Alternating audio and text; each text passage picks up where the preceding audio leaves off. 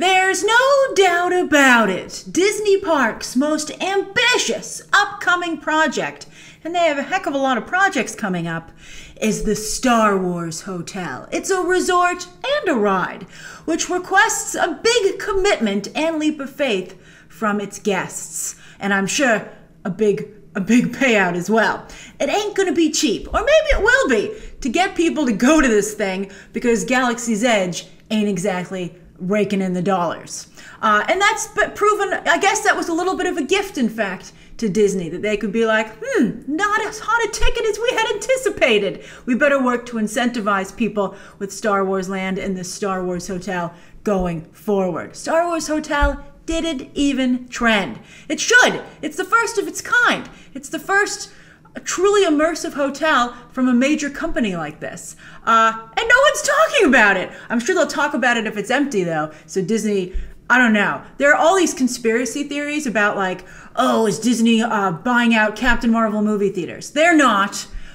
But I wouldn't be surprised if they incentivize company employees and cast members to maybe take a trip on the Halcyon to make sure that there's a lot of people in it, so people aren't taking photos of their empty Starcruiser. All right, so at D23 this weekend, we finally got some details about what this experience will entail. Something that I was much more excited about when I first heard about it, but again, because Galaxy's Edge isn't that popular, it's not as popular as stuff like Avatar, Pandora Land, or even Cars Land.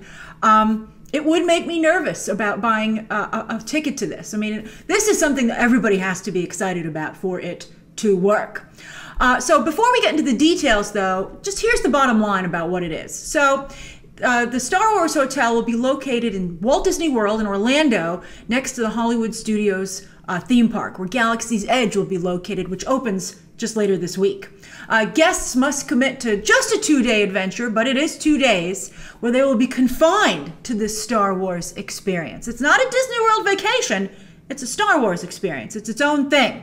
And it will include guaranteed admission to Galaxy's Edge. This was supposed to be a huge selling point to the resort, because remember how hard it was to get into Harry Potter Land. In fact, my family went, to go to the second land that opened. We actually switched over to the Universal Resort to get that front of the line pass and to get in to the park before anyone else.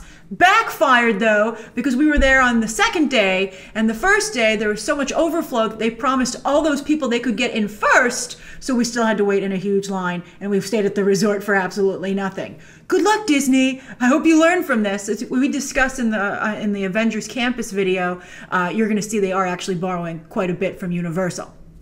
But anyway, nobody's really clamoring to get into Galaxy's Edge, so it doesn't seem you need to stay at this hotel to make sure that you get in. And I have to say, I think that it was a mistake to put it in Orlando as this thing comes into focus. I understand why they did that, and that's what I would have done when they first conceived it.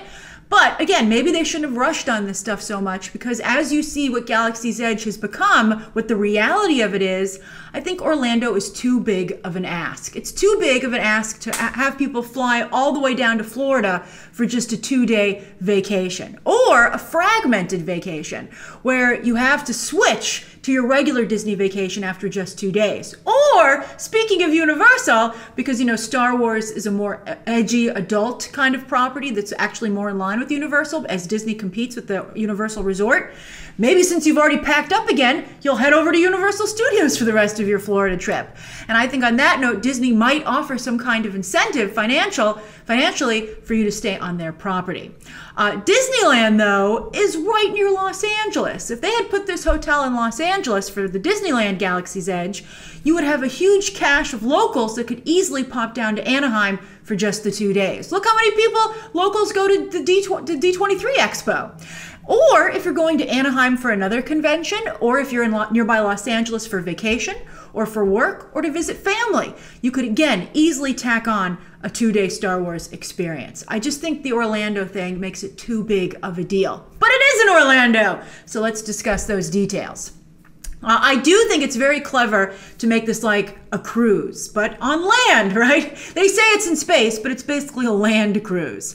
I mean, you have an itinerary, you have a cabin, you have a planet-side day trip to Galaxy's Edge, just like a cruise ship will stop at different ports and let you out, right? And you're supposed to mingle with other guests and crew members while you're there. But it's all while you're really confined to a windowless concrete bunker. I mean, there will be instead digital windows throughout the complex. They say there's a digital window in every room that will show space and also occasional Star Wars type action, which is cool. But 24/7, I don't know how that would feel. But again, it is just 2 days. Now, I personally am not a cruise person. I don't care for cruises, but there is an entire cruise industry proving that it has an audience.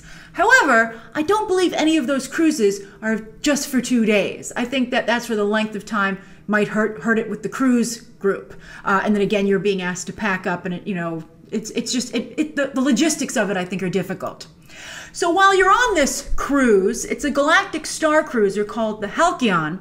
It will be a truly immersive experience. You'll board the ship. You'll check in just like you do for a cruise. They'll shoot you off to space, right? You'll interact with Star Wars characters. I like this little illustration of Chewie helping you with your bags. That's fun. I mean, if a giant Chewie walks through the lobby while you're sitting there, that's kind of cool, right? Again, I don't know if I want to do this for 2 days. And also, you're expected to interact with the other guests as well. But what if you've had like a really long day? Can you just sit down in the background and enjoy a drink while Kylo Ren invades the ship? Or will you be branded a traitor by some cast member who's really into their job? I'd be like, settle down, buddy. I paid to be here. If I want to sit on the sidelines and sip this space Coke, I can do that. Space iced tea. I'm supposed to be quitting Diet Coke. But it's so delicious. And I'd be on vacation. But Kylo Ren is supposed to invade the ship. But I mean, I think this would help people who have family members that have to be talked into this, or loved ones, or friends, and say, I'm going to participate in this, but you could just watch, right? I think that I had a friend who said, if you're supposed to be a rebel, would someone who worked there from the Empire, steal your luggage to make it really immersive. I thought that was pretty funny stuff. And I'm sure some cast members will have fun with it, and I'm sure they're trained to recognize where the line is for the guests they're interacting with. This cruise will also have activities like training with a lightsaber, which seems so freaking cool to me.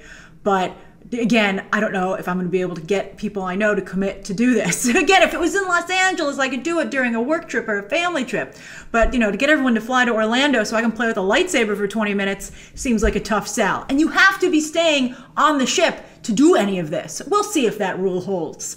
But also you can use the controls on the bridge, but this just looks to me like an adult version of a playroom, which I find moderately offensive. I'm like, I'm an adult. Pushing buttons is fun for 5 minutes. Apparently this bridge will factor into the storyline when Kylo Ren invades, but I don't know. I mean, if it'd have to be really interactive and really feel like a real bridge and not just a fake toy bridge.